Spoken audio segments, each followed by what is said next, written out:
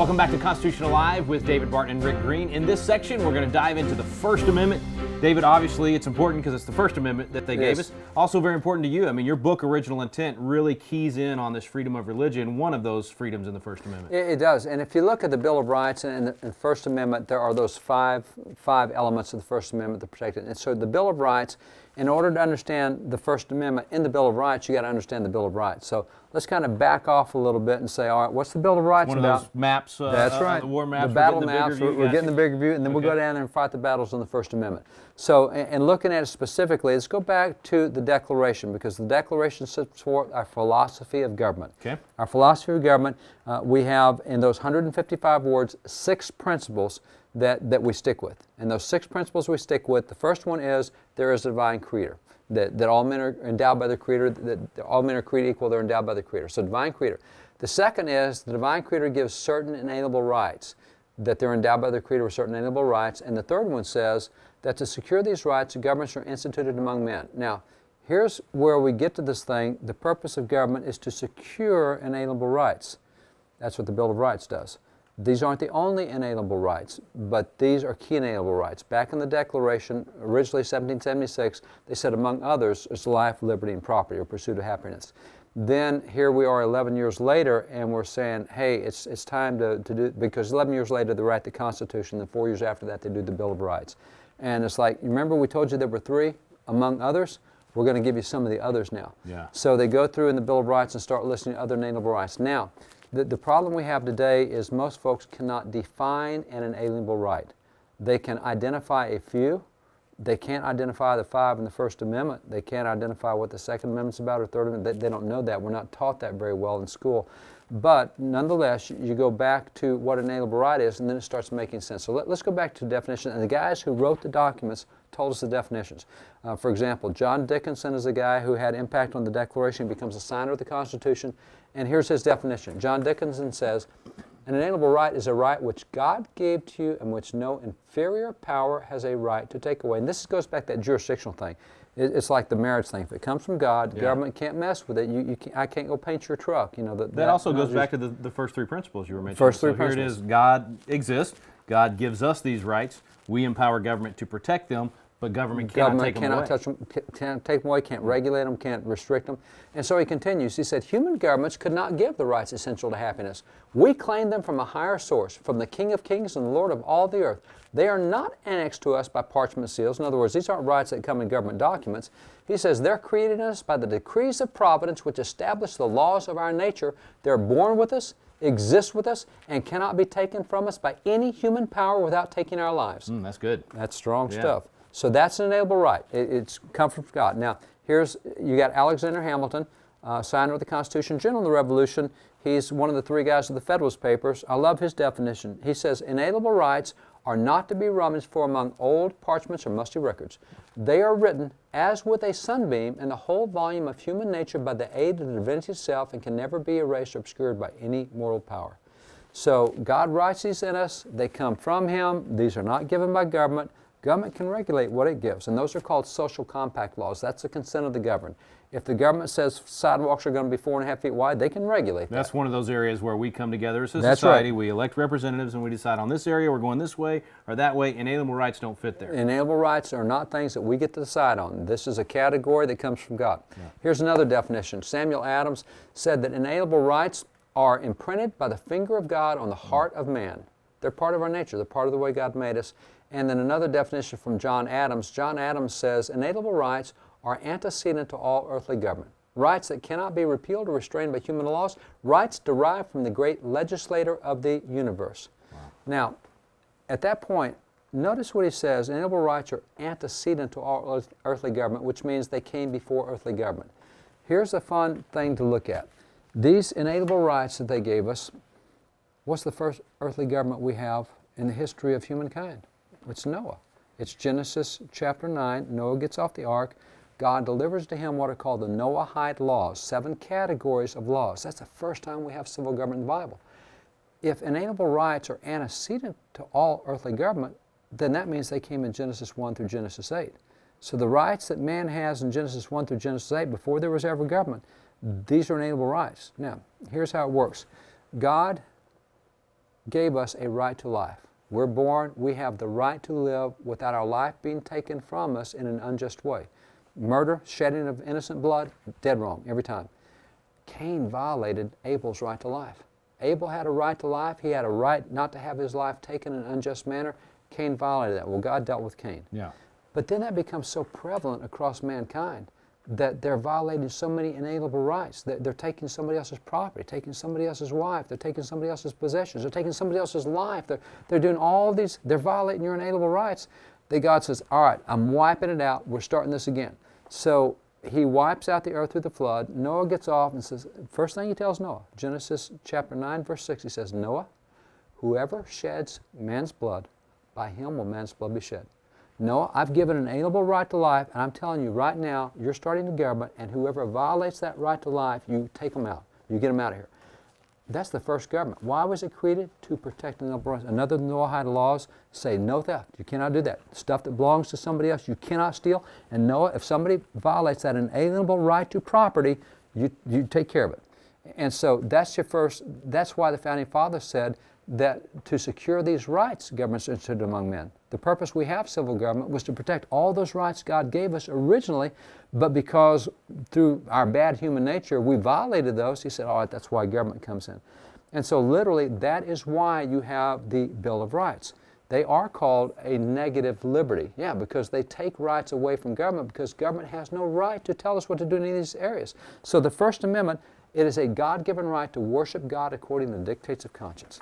It's a God. Go ahead. How backwards are we if we have these inalienable rights and the purpose of government is to protect those rights, and now it's government itself that is infringing upon and taking away those inalienable rights? I mean, if government was created to protect them, and now government's the one taking them away, whether it's freedom of conscience or any of these other inalienable rights, how far have we gone? Well, we've only gone one step. We've only moved one step. And it just means government has forgotten that there's a power higher than itself. And government is us, right? We've forgotten us. what government's role is. And we keep electing guys that forget that there's a power higher than themselves, and they think when they get there. And so it's an easy fix. You just get people in office who recognize there's a power higher than government. I need to hear that every once in a while, that it's an easy fix. Because when I hear you going through this, and I'm thinking, here's the standard, here's what the founders gave us, and we've fallen this far. But really, like you're saying, it's only one step. It's not that we've fallen that far. We can fix this. No, where we have fallen far is 5 out of 6 not choosing a president, 7 out of 8 not choosing a congressman. Our value system in America is still very strong. The number of people who think the Constitution is relevant today is over 70%.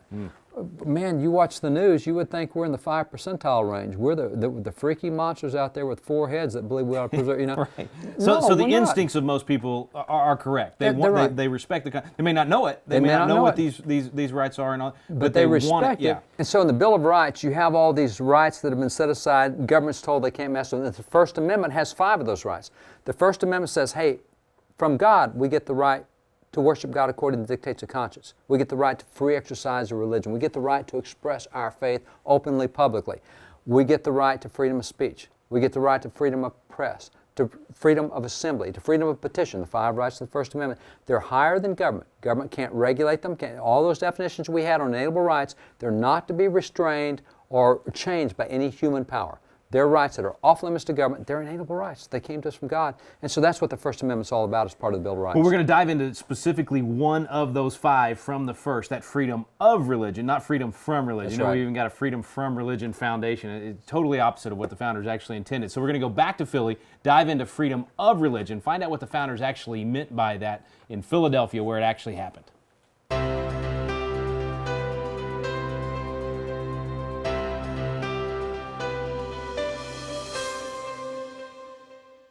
Okay, welcome back to Constitution Alive. It's time to dive into the Bill of Rights. Everybody's always talking about the rights in the Bill of Rights. We're going to walk through all of them. One particular one we're going to spend a little extra time on, and that's the First Amendment. Then we'll get through the rest of them, at least get an idea of where some of those other rights, even like a grand jury or the right against self-incrimination, occur. But let's start off by stepping right into the First Amendment. And I'm actually going to get a little bit of help on this one. Y'all welcome my oldest son, Trey. He's going to come share on the First Amendment. Come on up, Trey.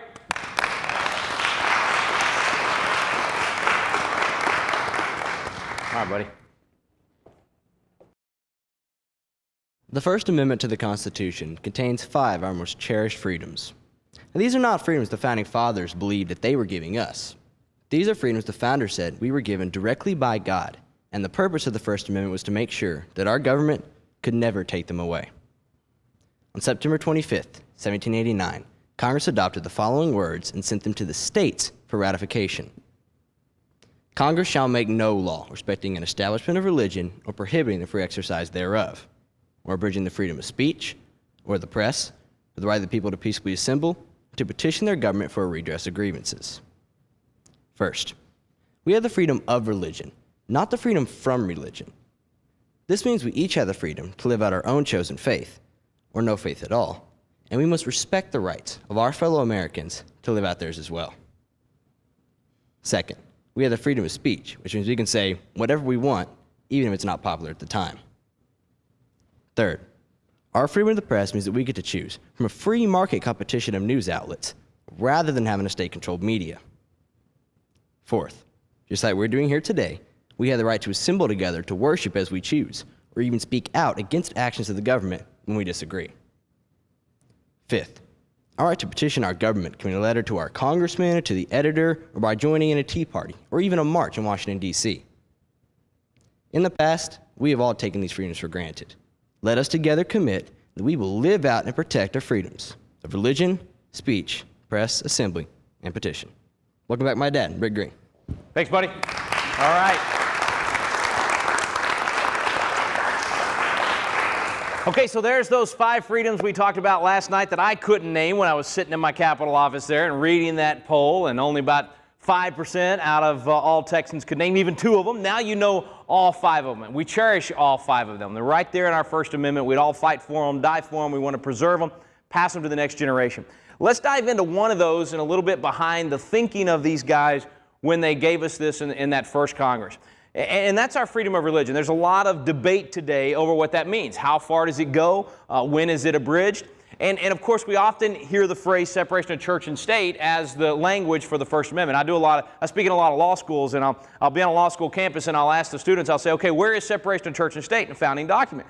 There's always one student says Declaration of Independence. I say, no, it's not in there. And they say, okay, well, it's in the Constitution. No, it's not. Yeah, it is in there. It's in the First Amendment. I just took my First Amendment class, and it's a bedrock principle the nation was built upon. And I say, all right, well, I'll tell you what. Everybody take out your constitutions. Let's read the First Amendment.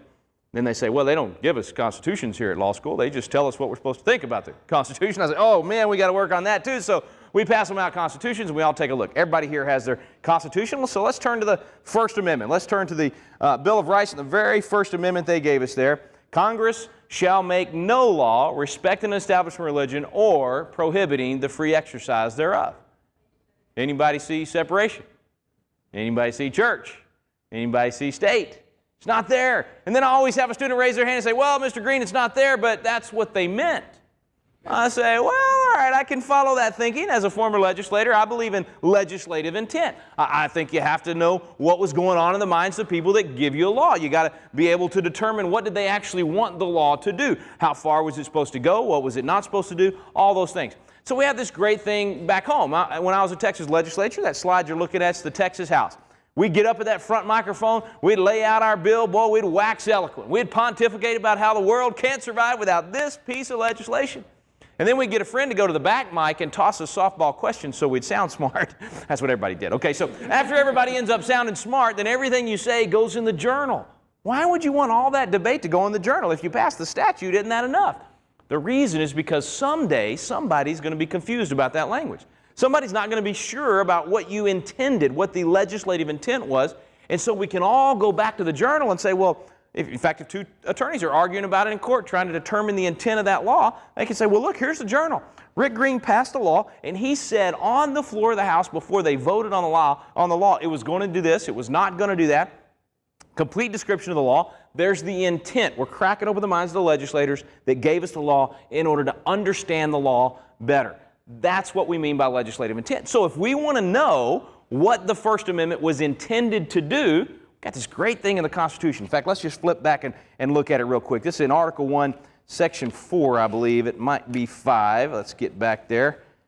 Section 5. It's top of page 10. Actually, it's the second paragraph of page 10.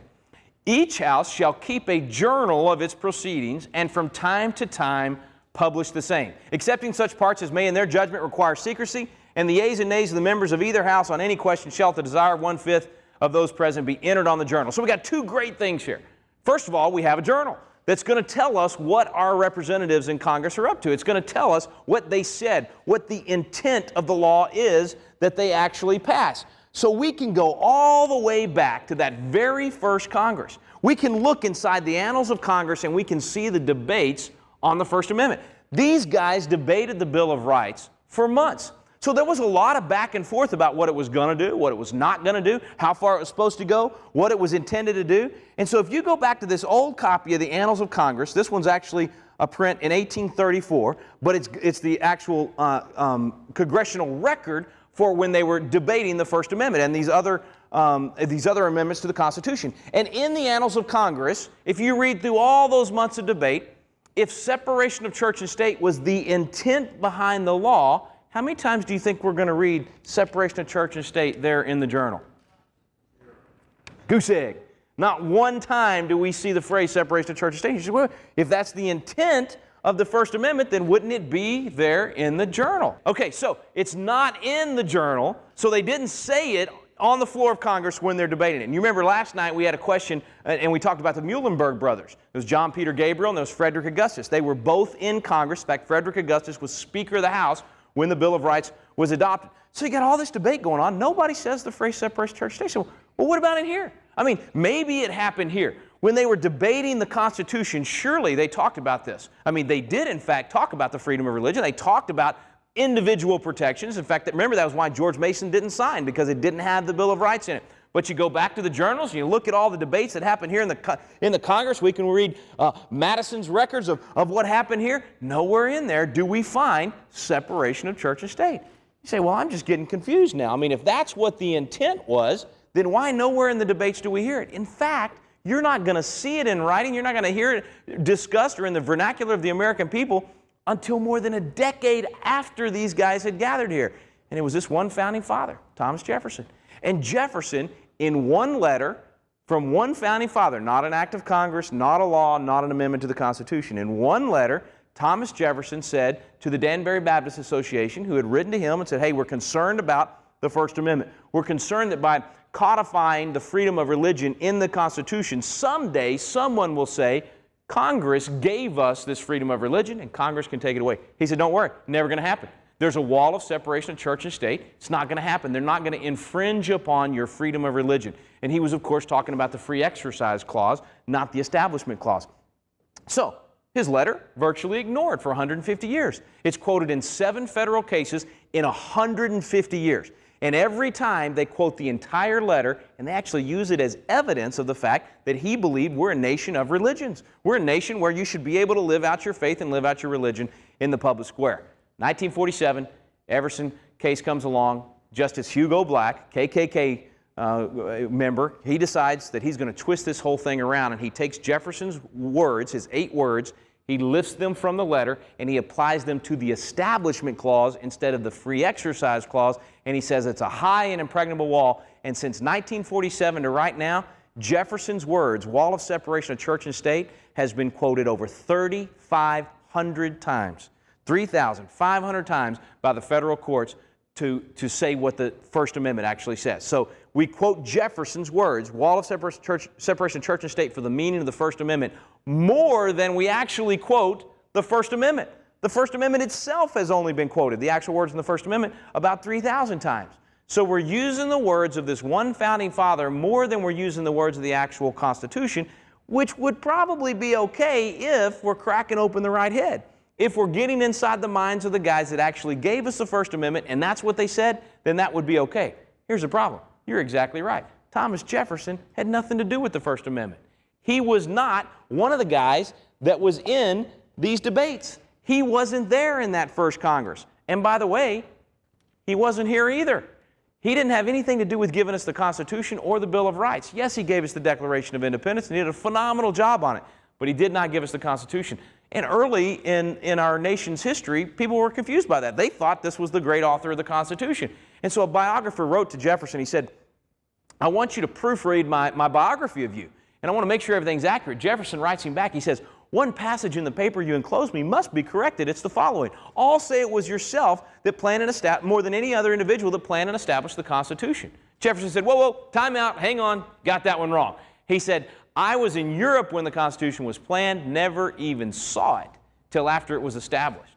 He said, well, okay, maybe he wasn't here for the Constitution, but surely he was there in Congress helping to give us the First Amendment. I mean, if his phrase, his mind, his intent of the First Amendment is what the courts are quoting all the time, he had to be one of those guys that gave us the Bill of Rights. No, he wasn't. As I mentioned, he's not one of those first congressmen that gave it to us. We should be quoting them.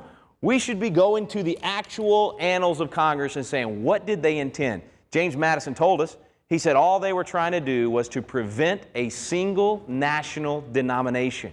What is he talking about? State church. What was the one they were afraid of, didn't want? Church of England. That's exactly right. They didn't want the church. I don't want the Church of England either. I want an institutional separation of the church and state. We should want that. We don't want the head of the state running the church. We don't want the head of the church running the state. No question about it. But what Jefferson meant by that phrase is very different than what today we think that he meant. But his is the wrong head to be cracking open in the first place. We're getting our concept of the First Amendment from the wrong people. We ought to get it from the ones that were actually there. The biggest problem I have is that, no longer we talk about Congress shall not make any law establishing a religion, but we forget that second part. We forget they're also not to prohibit the free exercise thereof. And I don't care if you're Christian, Muslim, Jewish, atheist, whatever you choose, whatever your faith is. I want to constitutionally protect your right to live out your faith. And I don't think government should be able to stop you from living your faith both in private and in public. And that's what we do too much of because we've distorted what these guys intended with the Constitution, what that first Congress intended with the First Amendment, and even what Jefferson intended by separation of church and state. His application, his words being applied to the First Amendment is terrible jurisprudence. But if we applied what he really meant, then we would get a totally different outcome than what the court has been getting for the last 60 years. In fact, when Jefferson wrote that letter, he was President of the United States. And when he writes that letter on January 1st, 1802, 2 days later, Thomas Jefferson attends church. Guess where he went to church? The United States Capitol. That's exactly right. On federal property. You say, wait. If this is the guy that authors separation of church and state, doesn't he know that means you can't go to church on federal property? You would think he would have understood that, right? Jefferson went to church on federal property throughout his presidency. In fact, that Sunday, 2 days after he wrote the letter that included separation of church and state, he went to see his friend John Leland, a Baptist preacher, preach that day. Now, why would Thomas Jefferson attend church throughout his presidency? Here's what he said. No nation has ever existed or been governed without religion, nor it can be. The Christian religion is the best religion that has been given to man, and I, as chief magistrate of this nation, am bound to give it the sanction of my example. Now, I'm not arguing that he was a robust Christian, but he definitely understood that by giving the religion the sanction of his example, the more people in the nation that followed the ideas of benevolence and the ideas of serving your fellow man and treating others the way that you want to be treated, he knew that would make for a good nation. So I think we've got a warped view not only of what the Constitution itself says, what these guys intended, but even what Jefferson himself intended by that phrase, separation of church and state. Just a couple other small things about Jefferson. If you look at the way these guys finished out the Constitution when they got done here, they closed out the document signing in the year of our Lord. That meant something. That was invoking the Gregorian calendar. That was very much the opposite of the French Revolution. In the French Revolution, which we talked about, is liberty without God, liberty on our own, liberty, kill all the priests. They created their own calendar because they did not want to invoke the Gregorian calendar. The Americans, in their revolution, with the Declaration and with the Constitution, said in the year of our Lord. Why? Because they recognized that. Now, you would think that an atheist, an agnostic, or a deist would not want to sign that way, but Washington would sign things in the year of our Lord. Adams would sign things in the year of our Lord. Surely this great secularist, Thomas Jefferson, would refuse to put his name, we call him the great secularist, he's not, but that's what we call him, refused to put his name on a document signing in the year of our Lord. Maybe so, because the documents that we have that he signed, he actually signed in the year of our Lord Christ. So he didn't just sign in the year of our Lord, he signed in the year of our Lord Christ. In fact, here's one of them right here. It's Jefferson's signature.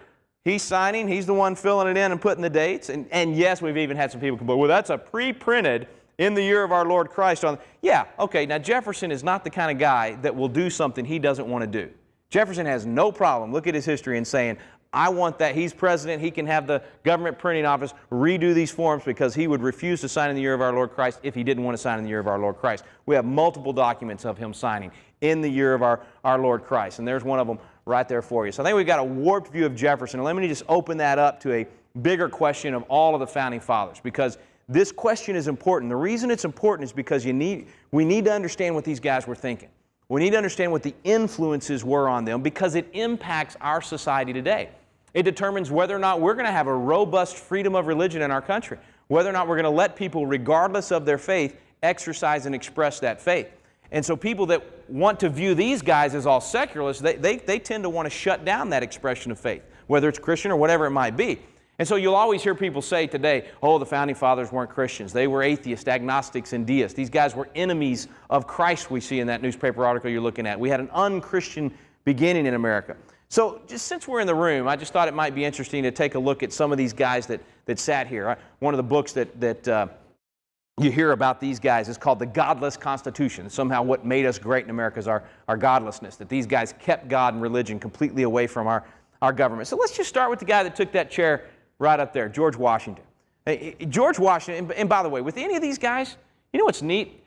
I would love to be, I told you last night, I feel like when I'm in here, it's like shaking the hands of the Founding Fathers. How many of you would like to interview a Founding Father? I mean, wouldn't you love to sit down with a Founding Father of America and ask them what their position would be on some of the issues of the day? Or just ask them what they think about how America's turned out, or what it was like to be in this room and be a part of that? Here's the cool thing. We get to interview the Founding Fathers anytime we want because they left us so much evidence of what was going on in their minds. They wrote volumes and volumes of letters. Now, let me just give you a couple of examples here. This is just one volume. It's actually volume 28 of the writings of Washington. So this is just writings from 1784, December 1784 to August 1786. Less than 2 years, right there, one volume. That's just those 2 years. Thousands and thousands of letters we can read of these guys. Here's Jefferson. The papers of Jefferson just from November 1785 to June 1786. That's less than 1 year right there, and we can dive into. So thousands and thousands. I already showed you Madison's papers. I mean, we can get inside their minds, folks. They wrote to each other. Their correspondence back and forth is about like us texting today, all right? Thousands of letters, journals where you can get into their minds.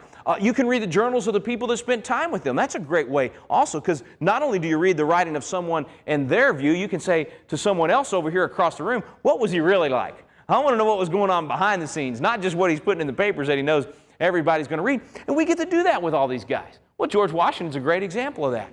You can read General Henry Knox. He served with Washington throughout the Revolutionary War, kept a journal, and talked about how he kept on walking in on General Washington during the war into his tent. He was interrupting him. Guess what he was doing when he interrupted him?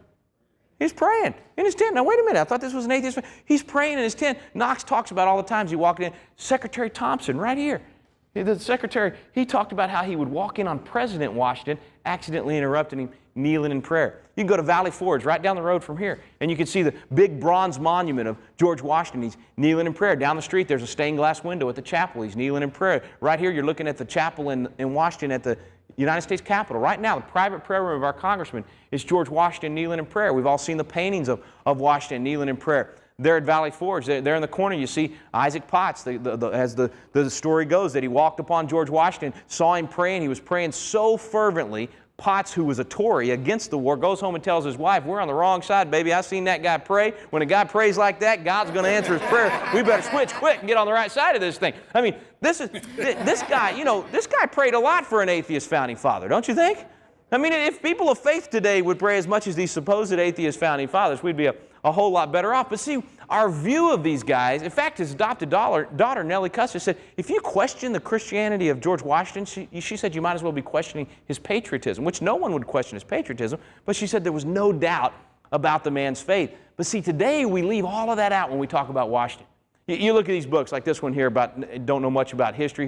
Here's Patrick Henry. Here's his speech on March 23rd, 1775, that famous give me liberty or give me death speech. Well, when you read it in this book, see that ellipse right there? They've cut out something. I wonder what they took out of the speech. Guess what they took out? Forbid it, Almighty God. Oh, we wouldn't want kids to read that. Why, they might be offended. You take a look at the Mayflower Compact. Here's your Mayflower Compact. Wonder what that ellipse is. I wonder what we've cut out right there. Any idea?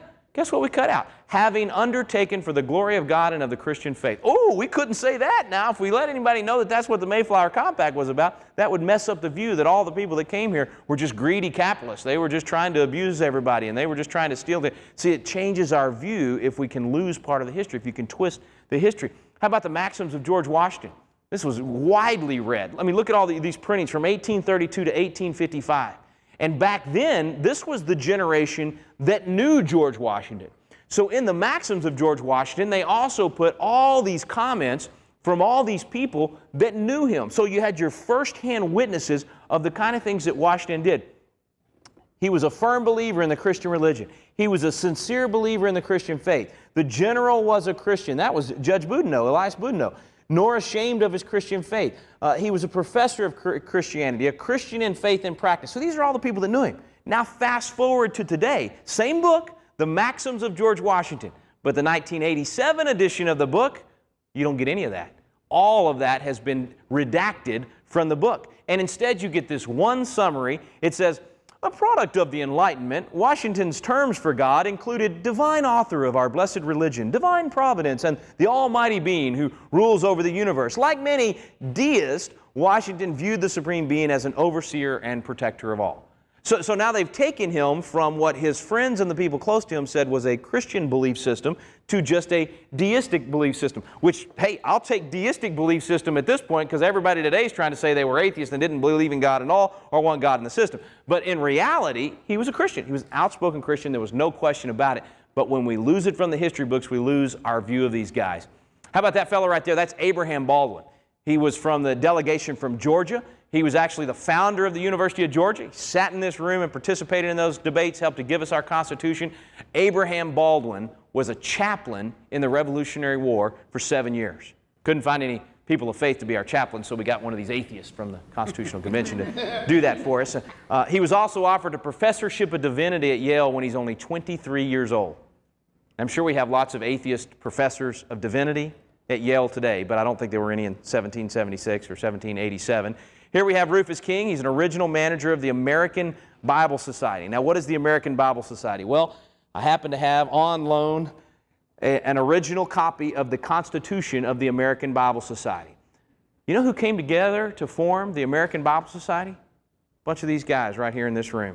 In fact, John Langdon and Charles Coatsworth Pinckney were also founders of the American Bible Society. Elias Boudinot was a founder of the American Bible Society. If you go through this Constitution and you see what these guys are wanting to do, and by the way, what's the purpose of a Bible Society? Say again? Teach the Bible. Spread the Word of God. Distribute Bibles, right? So these guys are very much into getting the Bible in as many hands as possible. Founder after founder involved in Bible societies for the purpose of... Now, why? Because they knew that society acts different if they understand their freedom comes from God and they have a responsibility to God versus if we just give it to each other and we're just animals and we can do anything that we want. It creates a totally different culture and society, and they wanted a society that acknowledged that faith. William Samuel Johnson, another guy from this room right here. He was also president of Columbia. I love this speech that he gave at a public school graduation. He said, "You this day have received a public education, the purpose whereof hath been to qualify you the better to serve your Creator and your country. Your first great duties are sensible are those you owe to heaven, to your Redeemer. In Him we live and move and have our being." Wait a minute. William Samuel Johnson is preaching out of Acts. Do you recognize the verse right there? Wait, founding father that gave us the Constitution is our Supreme Court today would say, "Mr. Johnson, that's a nice speech you got there, but you can't do that because of the Constitution." Oh. Wait, that's your name there on the Constitution. I guess maybe we should rethink this thing. If you're doing it, then maybe it's okay because you helped to give us the Constitution. How about James McHenry, also one of our framers? He said he founded the Maryland Bible Society, another one kind of like the American Bible Society, now known as the Baltimore Bible Society. Gouverneur Morris. I mean, this guy.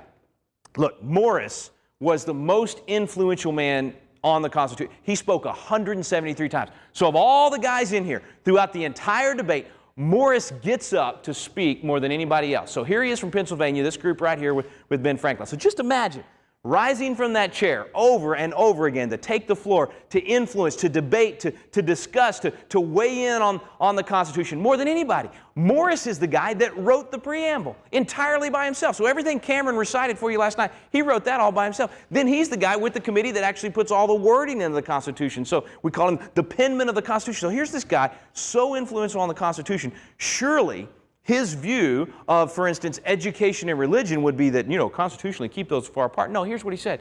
He said, religion is the only solid basis of good morals. Therefore, education should teach the precepts of religion and the duties of man towards God. He's saying education and religion you keep together side by side if you want a good society, a good culture. You don't separate them. Now, our Supreme Court says, you got to keep education and religion as far apart as possible because of the Constitution that this guy gave us. Gouverneur Morris influenced more than anybody. He's saying education. So I'm just wondering if he's the same Constitution that these guys in the Supreme Court are talking about when they want to separate. In fact, think about the Northwest Ordinance. Somebody was asking me about it on the break. I mean, passed before we have a Constitution, passed again when we have a Constitution, just to make sure. And it said that you're going to have public schools whenever you have a new state join the Union. And those public schools will teach religion, morality, and knowledge. Interesting that they said religion first, then morality, then knowledge. Why? Because knowledge on its own, without the buffer of morality and religion, is actually a bad thing because it's dangerous. There's no limit to what you do with it. If you want liberty, they said, you got to have morality. If you want morality, you got to have religion. It wasn't a bad thing. It was a positive influence on the culture, and that's what these guys believe. James Wilson, also from Pennsylvania, sat with this group. He's the second most active member. He speaks 168 times. What is it with these guys from Pennsylvania? They must have liked to talk, I'm telling you. Most active guys, all right here. Anyway, Wilson he speaks 168 times. I mean, he not only was here for the Constitution, he was also here for the Declaration. So he's one of those 6 that signed both documents, and he's an original Supreme Court justice. You talk about an important founding father. Gave us the Declaration. Gave us the Constitution, served on the original Supreme Court. I mean, this guy was important, and he understood the role of faith in our culture and in the law. He said human law must rest its authority ultimately upon that law which is divine. He said, far from being rivals or enemies, religion and law are twin sisters, friends, mutual assistance. Indeed, these two sciences run into each other, meaning they're like a couple of oxen pulling together to give us a good culture and a good society. This expert that sat right here said that our city council's laws, our legislative laws, our congressional, that our law, our human law, should be based on the higher law.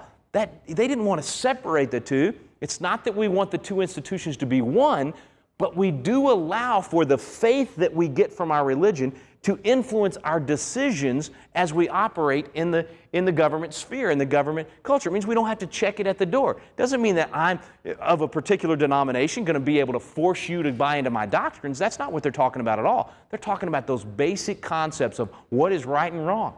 Why is murder wrong? Because religion and morality says that it's wrong. Why is child molestation wrong? Because religion and morality says that it's wrong. Why is stealing wrong? And just so happens, you hear a lot of Ten Commandments stuff coming in here. Oh no, let's be careful now. Let's not talk about that. But guys like Roger Sherman and Jacob Broom, John Dickinson, these guys were major theologians of their day. It's impossible to claim the Founding Fathers were a bunch of atheists, agnostics, and deists. The reason I harped on that, the reason I spent so much time on that is because, again, we want to know where these guys got their ideas. And last night I mentioned the study that was done by the University of Houston and Don Lutz and how he went and ranked all those writings of the Founding Fathers and what their major influences were, and the fact that the Bible was quoted 34% of the time. So let's not forget that stuff. It's got to weigh in. It influenced the document itself. It influenced those concepts that we put into our Constitution that people hadn't even seen before. So much of that came from that biblical worldview. I mean, even some of those basic ideas that, well, in fact, even the idea that our president should be natural born, those guys traced that back to the Bible. They talked about our separation of powers, Jeremiah 17:9, the idea that the heart is evil, no man can know it. Our Republican form of government, we talked about that earlier, the idea that we choose out from among us leaders of tens, 50s, hundreds, and thousands, and how to choose them. All of that is a biblical influence on our Constitution. Now, why do people say it's a godless Constitution? I don't know. I wish I could tell you, but I go to the back of their book, and at the back of their book it says, well, we've dispensed with the normal scholarly method of endnotes because what we're saying is so well known, just trust us on this thing. I don't trust them, folks. I don't want you to trust me. I don't want to trust any expert. Why do I need to trust some expert about what the Founding Fathers said when I can go read this one and this one and this one, and then I can read that? I can find out what they said. I don't want some expert telling me what they said. I want to know what they said. I want to get inside their minds. That's why what you're doing is so important. We get to study the Founding Fathers. These guys will talk to us. They will tell us what they believe. They will tell us what their position was on issues if we'll just dig, if we'll go read those things. So the First Amendment, one of our bedrock principles, one of the most important things we cherish, all 5 of those freedoms, that freedom of religion, the very first one, because we love it the most, because it's so important to who we are as a nation. Let's protect that freedom of religion. I don't care if you're atheist, if you're Christian, if you're Muslim, if you're Jewish, if you're Hindu, whatever faith you subscribe to, I will fight and die for you to be able to express that faith, both publicly and privately. That's what these guys believe. That's what Jefferson was famous for. That's what we need to be doing as citizens today. Congress shall make no law respecting an establishment of religion or prohibiting the free exercise thereof. These are freedoms the Founders said we were given directly by God, and the purpose of the First Amendment was to make sure that our government could never take them away. All right, well, we covered freedom of religion out of the First Amendment, and Trey went quickly through the other 4, but we didn't spend a lot of time on press or assembly, especially petition. Nobody really talks about petition. Tell us Nobody a little talks bit about that. petition. There's some great examples historically how that works. And in saying this, one of the things that I want to emphasize is if it's an inalienable right, you need to stand up for it and assert it whether you use it or not. Yeah. You know, I may not be the guy that has the gun and carries guns and owns 20 guns, but you know what? That's an inalienable, God-given right, and I'm going to stand up for your right to do that because government doesn't need to get into regulating that at all. So it may not be mine necessarily. It may not be something I partake of. It may not be something that even helps me. But if it's an inalienable right, I'm going to keep government from getting into it regardless. Even if I'm not using it, I'm not which I probably should be. There's probably not. I can't really think of one that I wouldn't exercise or shouldn't exercise, but if I'm not exercising it, I ought to stand up for your right to do it. Well, where you won't exercise it is specific applications of that right. Okay. And so there'll be occasions, for example, we'll see in conscience in a minute, that there's going to be some things you don't agree with on what some people think is the right of conscience. Doesn't matter. You stand up for that. Right. Okay, you're going to defend their right yeah. of conscience, yeah. whether it's your application or not.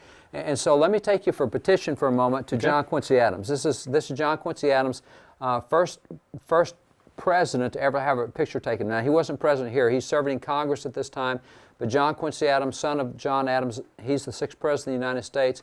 And he came into Congress at a point in time where that he came in being called the hellhound of abolition. He wants slavery ended, period. Well, he says when he got into the House, it was probably about 80% pro-slavery in the House. And so he's just not doing real well at getting his agenda through the House, but that's all right. He's got this, the statement that is associated with him is, duty is ours, results are God's. Who cares whether it gets passed? I'm doing it because it's the right thing to do. It's like you said in one of our other sections. That's right. Even if you don't get the results you want, you just keep coming doing back. it. And that's what he did. Don't get too high, don't get too low, That's right. Stay even. Yeah. And I mean, Adams was that kind of a guy. He just stayed after it because it's the right thing to do. Well, one of the things that the House allowed to be done back then is if you look at what they did in the House chamber, because of the right of petition, you could petition Congress to do whatever you wanted. So literally, I could take a business card or a napkin and write, Congressman Adams, I'm petitioning Congress to do whatever.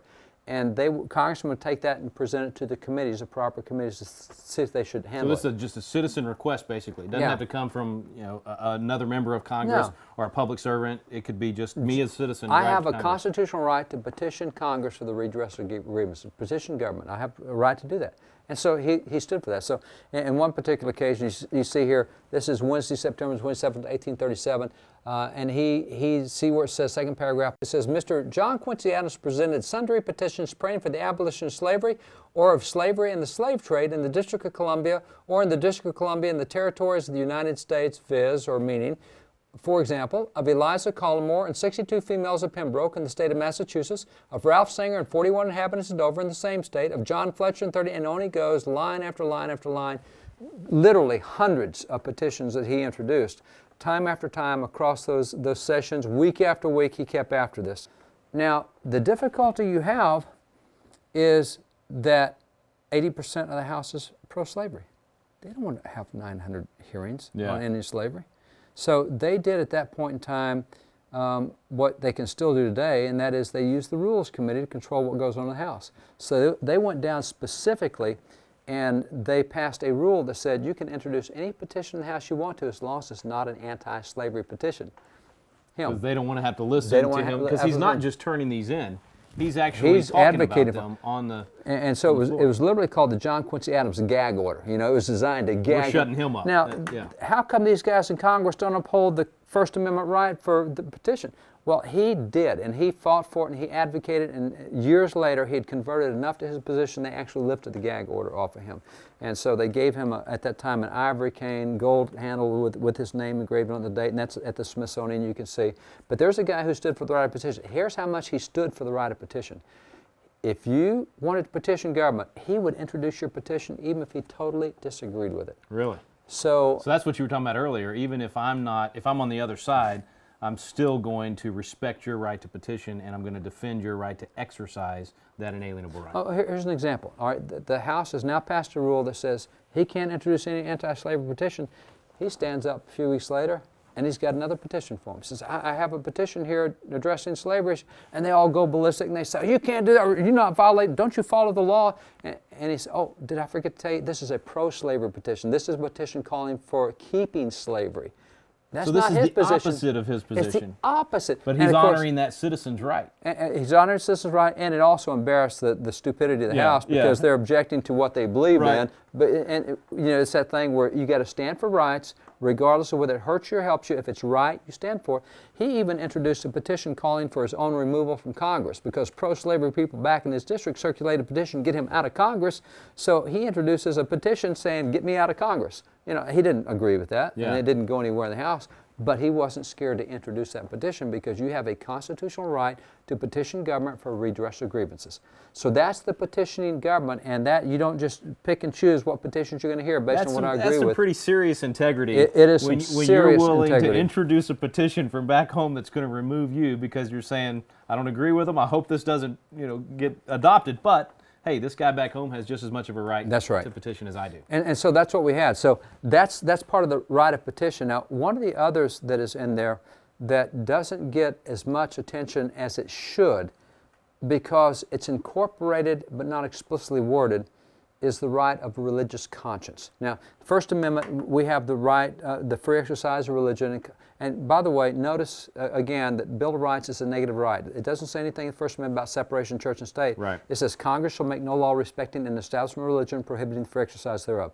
The only entity limited by the First Amendment is Congress. It doesn't say the people can't express their faith. It says Congress, you can't set up a national denomination, and Congress, you can't stop anybody from expressing their faith. Yeah. So the limitations on Congress, yes, because that's the whole purpose of an inalienable right, is you're not supposed to regulate inalienable rights, you're supposed to protect them. So Congress, you keep your fingers off free exercise of religion, which your free exercise of religion is dictated by how you believe, which is your conscience. Now, conscience is not included in the First Amendment. It does not say conscience. The word conscience is The word conscience is not there, but every founding father said, oh yeah, it's there, because your free exercise of religion is guided by what you believe, the way you express your faith, and that's your conscience. And therefore, that's why to this day, I've got 2 kids serving in the military, active duty right now. I love the military. I support the military. I work for them. I do a lot of events for military. But you know what? I will go to the mat for Quakers not to have to fight in the military because their conscience says, pacifist, we will never pick up arms and anchor against anyone. That's not going to be my view of conscience, but I'm going to support your view of conscience. You know what? And I'm really patriotic. We talked earlier about what that means, the definition by Dr. Benjamin Rush, signer of the Declaration. And I like the Pledge of Allegiance, but you know what? I will go to the mat for Jehovah's Witnesses not to have to say the Pledge of Allegiance because their faith says, no, there's nothing higher than God. We won't pledge to anything except God. Yeah. So they won't say the Pledge. And in the same way, my kids are subject to compulsory education laws. They got to be in school for 12 years. I will go to the mat for Amish who say, no, in our religion, 8 years education is all you get, not 12. I will fight for your right of conscience. And in the same way, Christian Scientists, everybody else got to get kids vaccinated. Christian Scientists, no. In our faith, we don't do vaccinations. That's great. I'll fight for your right not to have to do vaccinations. And then something that developed about 30 years ago is we started getting new technology under President Clinton, the fetal farming, fetal tissue issue. Yeah. And so they start taking, and some people say, whoa, I can't be involved in abortions or anything that might kill an embryo, fertilized embryo, and my conscience won't let me do it. So we had medical conscience protection that says, hey, nurses at the medical school in Illinois cannot be forced to perform abortions against their religious conscience. See, this does that fit with other things too? I mean, what if you're a pharmacist and you don't want to distribute? You don't. Or if you're Catholic, you don't want to abortifacients. distribute. If you don't want to distribute the contraceptives, Yeah. you know, Because that would your violate conscience. your conscience. And the point is, you answer not to government for what you believe. You answer to God for your Yeah. religious beliefs. So for the government to punish you for your religious beliefs is the government saying, "I'm God. I've judged your theology. It stinks, and therefore we're punishing you." And it's flipping No. on its head government's role, because their role is to secure those rights, right? So they're supposed to protect your right of conscience, and now they're going to force you to do something against your conscience? And this is why there is such an insidious thing in the United States to reduce the First Amendment to protecting your freedom of worship. You can stay inside a church and worship as you want, but don't take your faith outside that church. No. So it's changing conscience and religion to an act of worship To an at act home of worship. or in church. And therefore, your business can't decide what it's going to do. And whatever that business, if it's a conscience issue related to marriage, if a conscience issue related to any other expression, related to abortion, related to contraceptives, we're being told that, well, in your business, you don't have conscience. Conscience is an act of worship you do at church, but you can't take your faith. No. First Amendment guarantees your free exercise of religion, which comes from what you believe, which is your conscience, so your conscience is always protected. And exercising that religion, not just in private, but in public and in everything you do. And right? let me show you how emphatic the founders were on this. And let me just take you through some quotes here. James Madison, remember we've talked about the purpose of government. Number one, there's a creator. He gives rights. Government exists to protect those rights. So here's what Madison says. Government is instituted to protect property of every sort. Conscience is the most sacred of property. Now, if government is instituted to protect property, that means my beliefs, my thoughts. They got to protect my. Now, if my beliefs lead to behavior that hurts someone else, this is where Thomas Jefferson in that Separation of Church and State letter says, unless the Danbury Baptist talking to him and said, unless someone's behavior causes them to work ill. So if I believe in human sacrifice as part of my, we're going to stop that. Right. You know, if I believe in infanticide, if I believe in pedophilia as a result of my religion, no, we're not going to do that. We're not going to protect that for sure. We're going to stop that, but that's. But see, conscience, my beliefs. I never thought about that as a property, though. It is a That property. my belief is it's like a work of art or a creation or whatever. I mean, it's intellectual property. It's intellectual property. It's intellectual That's what I was property. looking for. Yeah. It is and we protect that in Article 1, Section 8 with patents and copyrights, intellectual property. And Your these beliefs. guys say conscience is a property. It is a property. It's to be protected. Then you got folks like George Washington who said very simply, we should be very cautious of violating the rights of conscience in others. And he said that at a time when he was sending some soldiers out to a group that he disagreed with what they believed. And they believed what they believed religiously, and he did not agree with them. But he said, you guys be really careful how you speak. You be really careful what you do. He said, we should be very cautious of violating the rights of conscience in others, ever considering that God alone is the judge of the hearts of men, and to him only they're answerable. He said, if it was up to me, I'd disagree with them. But they don't answer to me. They answer to God. Yeah. That's why I will protect their rights of conscience. I'm telling you, soldiers, when you get there, you don't violate the rights of conscience. And so that's what we understood was the First Amendment. You also have William Livingston, signer of the Constitution, who said this. He was the governor of New Jersey. For what business in the name of common sense has the magistrate with our religion? The state does not have any concern in the matter. So that's the First Amendment. It puts it out of bounds for the state. He continues. He says, in what manner does it affect society? In what outward form we think it best to pay our adoration to God? If we think we should pay adoration to God by mentioning God at a graduation ceremony, what business is that of the state? If we think we should pay our adoration to God by hanging the Ten Commandments in public, what business is that of the state? If we think we should pay our adoration to God by having a nativity scene, what business is that of the state? That's our way of living out our freedom of religion. That's our convictions that we. That's exactly right. And that's why this was always protected until about 30 years ago, because we understood this. He continues, he said, the consciences of men are not the objects of human legislation. In contrast with this spiritual tyranny, notice what he calls it. Spiritual tyranny. If you're messing we with need to somebody's resurrect conscience, that phrase. that's right. Spiritual tyranny. This is the government exercising spiritual tyranny. Don't tell me the government's secular and doesn't get involved in the spiritual stuff. It sure does. Yeah. A spiritual tyranny to tell you what you have to believe or punish you. He says, how beautiful appears our Constitution disclaiming all jurisdiction over the souls of men, securing by a never-to-be-repealed section the voluntary, unchecked moral persuasion of every person by his own self-directed communication with the Father of spirits. That's what the First Amendment protected.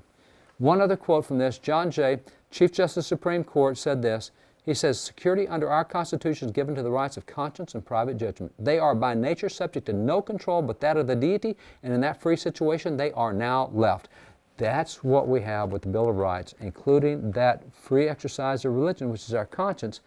But this applies for all of the Bill of Rights, not just the First Amendment. The government's not supposed to get involved. I got a feeling just from the language there, these guys had some experience with not having those rights of conscience protected, and it was one of the reasons they wanted so heavily to protect it. For us, this is pretty unique, isn't it? This is unique, and what you'll find is as early as 1640, we started protecting the rights of religious conscience in America in documents all over the colonies, because so many people came here because they were being persecuted for what they believed religiously. You know, William Penn was on trial because the laws in England said you can only attend the Anglican church. Well, he went to a Quaker church. You're in trial. And so he's literally being held accountable and being imprisoned for attending the wrong church. The government didn't agree with this church. You had people, you had 110,000 folks in France killed because they had the wrong religious beliefs according to what the government defined it as. They were Huguenots. The government says, no, you can't be a Protestant, you have to be a Catholic, so 110,000, and Protestants did that to Catholics, and so America was populated with people, the Catholics who came here fleeing Protestant persecution, Protestants who came here fleeing Catholic persecution, Jews who came here fleeing Christian persecution. Anytime you had a state-established church or you put the government in charge of religious beliefs, people got hurt. And that's why in America we said, come on, we want you here because we're not going to let government mess with your beliefs, and you can express your faith. So starting in 1640 and going all the way through the First Amendment, the number one issue that brought people to America was the rights of conscience. John Quincy Adams said the transcendent, overruling principle of the early colonists was that of conscience. That's what drove them more than anything. And so to think that the Founding Fathers were not protecting conscience with the First Amendment, no. They knew that if you can keep the government from messing with religion, you can protect the rights of conscience. If you let government start regulating what you can do with religion, you lose your rights of conscience. This may be the most important part of this entire course, because really, if you lose this, if you lose rights of conscience, what good is the rest of it? I mean, if you can be forced to do things you don't believe. Everything you do comes to your belief. That's exactly right. Everything you do is based on what you believe, and for so many people in America, it's based on their religious beliefs. Whatever that is, our benevolence. You know, I've seen recently where that they are now prosecuting people for the Good Samaritan law. If you actually believe you should help someone, one of the laws that you and I dealt with on a radio program was the law that literally fined you during the government shutdown. Oh, yeah. You got fined if you went out and voluntarily helped someone else. Government's supposed to take care of others. If you go help, if I do the Good Samaritan thing, and if I go help someone else, you were subject to imprisonment. What was it, for 2 years and a $5,000 fine if you voluntarily went and helped someone during the government shutdown. So you're punishing me for what? For doing what's right. My and faith for says I should help others, and you're going to punish me for that? Yeah. See, if you lose the rights of conscience, you've lost all of your inalienable rights. We've forgotten, I think, maybe how precious this is. Yeah. We've forgotten how valuable this freedom is. So maybe by going back, studying it, seeing what the founders said about it. I would say not only have we forgotten that, we've forgotten the jurisdictional lines. Yeah. Because we still think our faith is important, but we've just got the line messed up on what government can and can't do with that. And if we cherish our rights and remember the jurisdictional lines that the Constitution's established, we're in good shape. And we've got to restore it. We've got to get more people educated on it. Let's jump into some more of the Bill of Rights. When we go back, when we come back to the next section, we're going to jump into one of your favorites. I know we Texans love the Second Amendment, and we're going to cover the rest of the Bill of Rights when we get to Section 9 here in Constitution Alive with David Barton and Rick Green.